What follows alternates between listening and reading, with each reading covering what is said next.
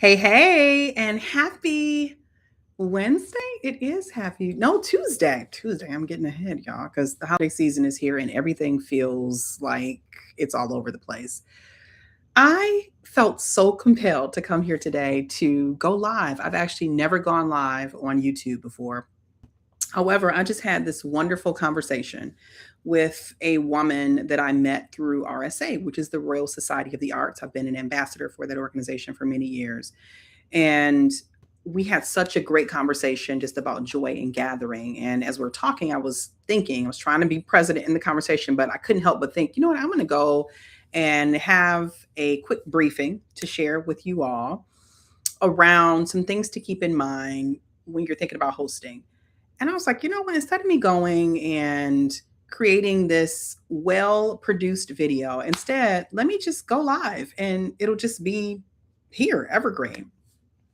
We were talking a bit, me and this woman, about this year for her and how this year was quite challenging, as it was and still is for many people, but how she is in this space of being intentional about creating pockets and moments of joy. And I have been there this entire year. I committed earlier this year to consistently create pockets and moments of joy. And so this year, so many things that I've either produced or engaged in or been a part of has been all in the spirit of joy, all creating moments of joy. Even now, as we're rounding out the year, many people are thinking about hosting. We're thinking about, should I bring some people together and gather? And some people are talking themselves out of it. It's too late in the year. It's going to cost too much money. Who's going to come? One of the things that I am committed to doing is helping people just like you double down on gathering, creating pockets of joy, and bringing people together because we need people. We need other humans. Earlier this year, I produced J Day. J Day is my annual ish birthday celebration. And this year was a rather large event. However, as I think back on all of the planning that went into that event and all of the intention behind it all, it was all rooted in people coming together to have joy, to create moments of joy, to experience joy. And so as we're heading into this magical time of the year, feels magical for some, doesn't feel magical for all, unfortunately. I wanted to share with you some things that I really encourage you to keep in mind if you have even an inkling that you want to bring people together for moments of joy. If you're thinking, you know what, I really want to host, but, let me just help you think through some things that you can consider so that maybe you can lock in and say, you know what, I am going to host. I'm going to bring some people together. All right. I didn't write up a script. I did not put together any lines. I didn't consult any type of AI engine of anything to come up with this quick chat with you today. This is straight from the dome, straight from my head, things that I know work, things that I know that you can easily adopt. And I'm hoping that it'll inspire you to create moments of joy by gathering. The first pushback that I often hear when people think, you know what, I want to gather, I want to host is the people. Like, who's going to come? Often I'll hear people say, even in my friend circle, oh, I'm not going to invite people because it's only going to be 5 people there. It's only going to be 10 people there. It's not enough of this 3 people there. And here's what I have to tell you, it's magical with one other person there. And quite frankly, it's easier. It's easier, and you can do even more customized and meaningful and special things if it's just a small group of people. There are lots of times when we gather, when I host, when there are lots of folks there. And yes, I can do special things for lots of people, but it's even better for me to do and host smaller groups of folks because I can bring out all the fancy dishes, right? And I can bring out all the things because it's a smaller group of folks. And so even if you're gathering with just one other person, which I've hosted many times with just one other person, it's still meaningful. It doesn't matter if it's one, it doesn't matter if it's 100. Your ability to gather with other people or another person is magical despite whatever the quantity is. The second thing is, I want you to host like you host, meaning that, yes, do I like china? Do I like glassware? Do I like things that unfortunately break if they fall? Surely. However, you might not be someone who likes glassware or china or things that break when they fall. You might say, you know what, I'm perfectly fine with paper cups. I'm perfectly fine with red cups, which is a special in our household for my husband. Okay. If it's up to him, it's going to be all solo red cups. If it's up to me, it's all going to be all glassware and china. However, I've been to fantastic things with styrofoam. and plastic and red cups. Right? And so it doesn't matter to me, and hopefully it doesn't matter to you, that your level of what you decide to host or how you decide to host in a way that feels good for you, do that. Because at the end of the day, it's all rooted in creating moments of joy, creating pockets of joy and great memories for other people. And so host like you host. I've posted several videos about ways to host like you host.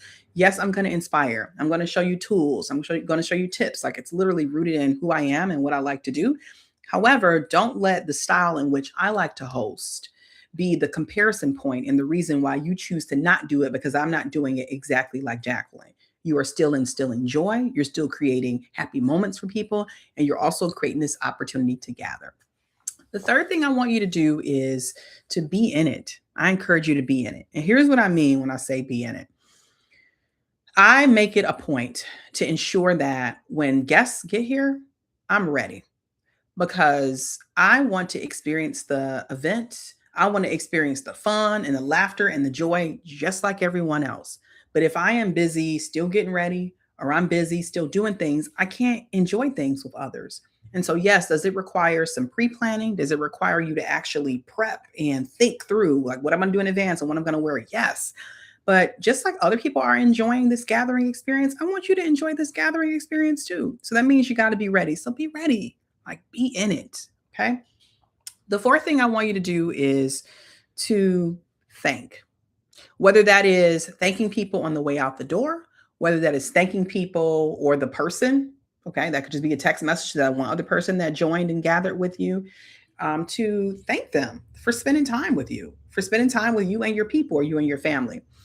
I say all the time, particularly when I do trainings, that I am so constantly happy that people have decided to sacrifice something that they will never get back and dedicate it to me and my presence. And what does that mean? That means that these people that spent the afternoon with you, the day with you, the week with you, a couple of hours with you, they'll never get that time back. Like that's it. And so, yes, I'm grateful when people come to a dinner party, to quick drinks, like whatever it is that we're having at the house, whatever it is I'm having anywhere in the world. I am grateful because I recognize that these people will never get this time back. Can't beg, can't borrow, can't steal. Like once it's gone, it's gone. And so whether you're thanking people when they're walking out the door, or you're thanking people an hour or a day or a week later that have come to spend time with you when you've hosted, please just do it. Okay. Listen, I'm hoping that this holiday season you host. I'm hoping that next year you host. And I want you to do it in a way that feels right for you. I was so inspired by this conversation with this woman earlier today that was committed. Like she is committed to gathering. She's committed to gathering with retreats and book clubs and tea parties and just things that she's collected over the years. That she's like, there are other people who collect tea. There are other people who like books. There are other people that like many of the things in the spaces that she's into. And guess what? Like you have the opportunity to create space, to create community, and to bring people together for joy. And we need a lot of joy right now. So if you are teetering on gathering and you are thinking about talking yourself out of it, don't talk yourself out of it. It doesn't need to be perfect. It doesn't need to be just like what any other hosting person, hosting influencer, even me, it doesn't need to look just like anything I ever produce. It just needs to be rooted in the spirit of gathering and creating moments of joy.